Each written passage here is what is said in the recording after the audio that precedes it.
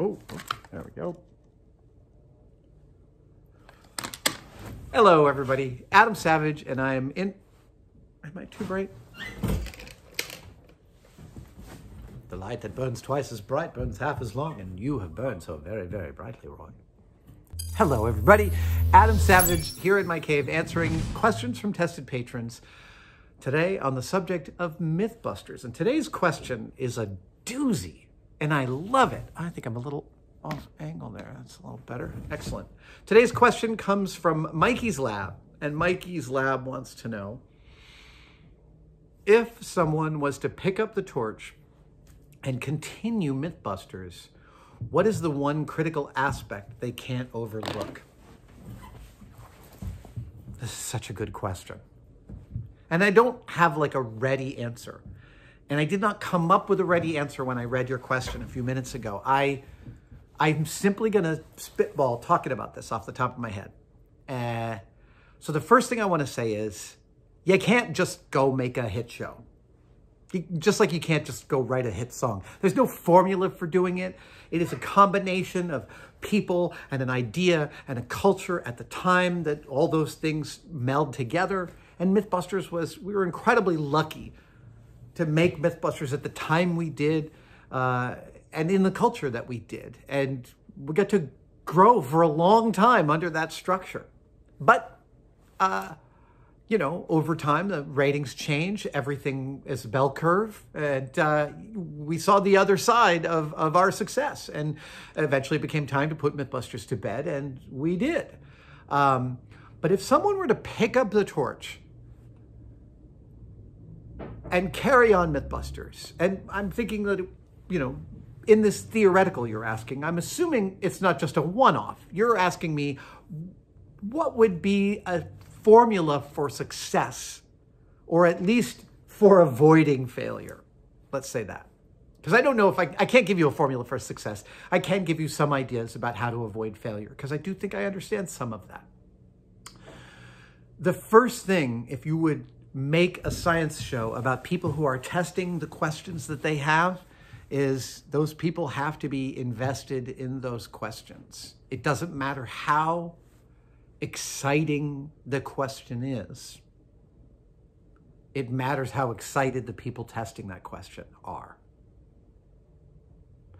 And that's actually something that network television doesn't always understand. It's just a fact. Network executives tend to think in terms of big, bold ideas. And that's great. Like, there are plenty of places in which a big, bold idea is really important and it can carry you really far. Absolutely. I'm not denigrating big, bold ideas, but I'm saying we made an entire episode in which the A story was about making a balloon out of lead. And that remains one of one of our finest episodes of the show. And there's no explosions. There's no real danger except for lead poisoning.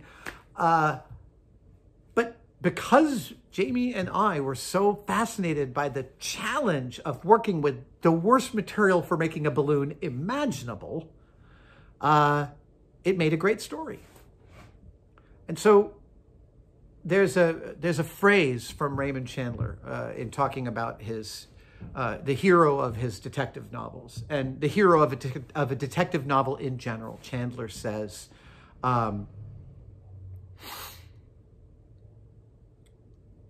he says, wait a minute, I'm trying to get this quote up in my head.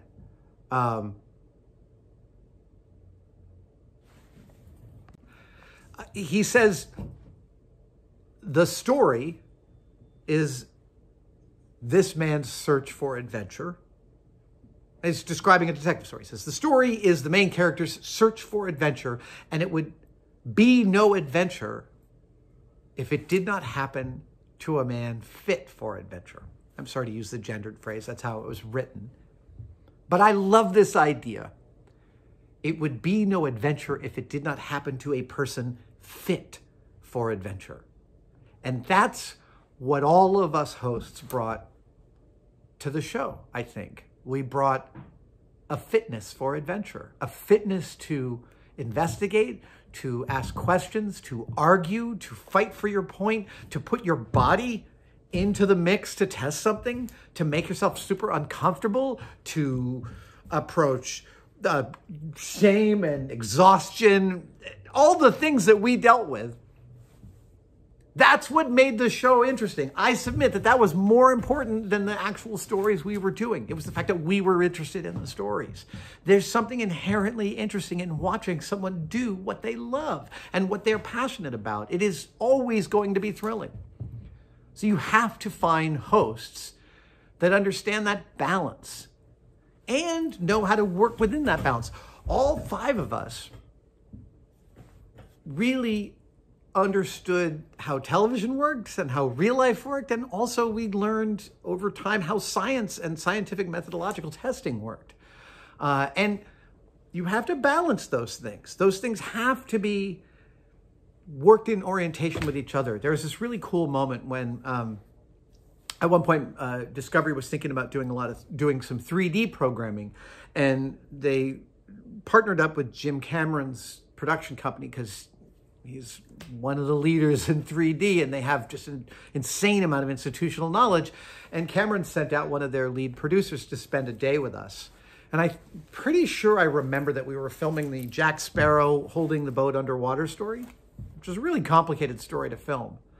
And Dan Tapster, or the executive producer of MythBusters, was on set at the time. And the Cameron's producer spent a few hours with us, and then he turned to Dan about halfway through the day and he goes, "Let me get this straight.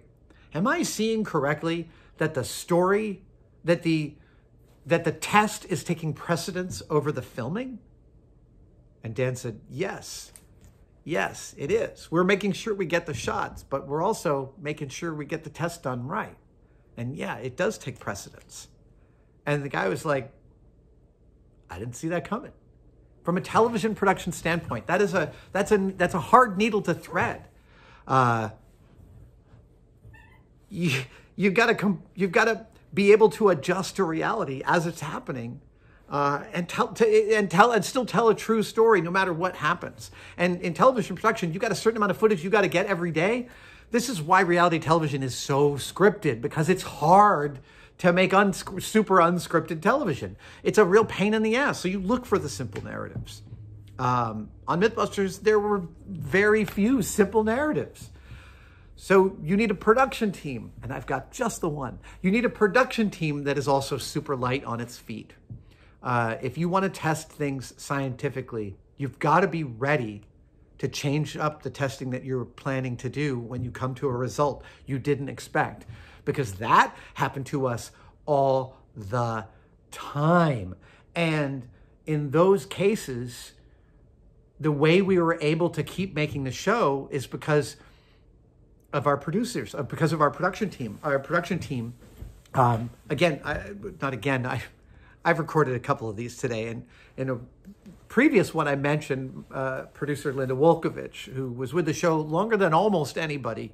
And I had worked with her at Industrial Light and Magic, an incredible production manager, but also an amazing maintainer of client relations. So Linda engendered this across the whole team, and everybody was really good at keeping our vendors and locations really happy. So if we had to film out at Alameda or the Alameda Bomb Range or Crow's Landing or wherever we went, we left the location better than we found it every single time, without exception.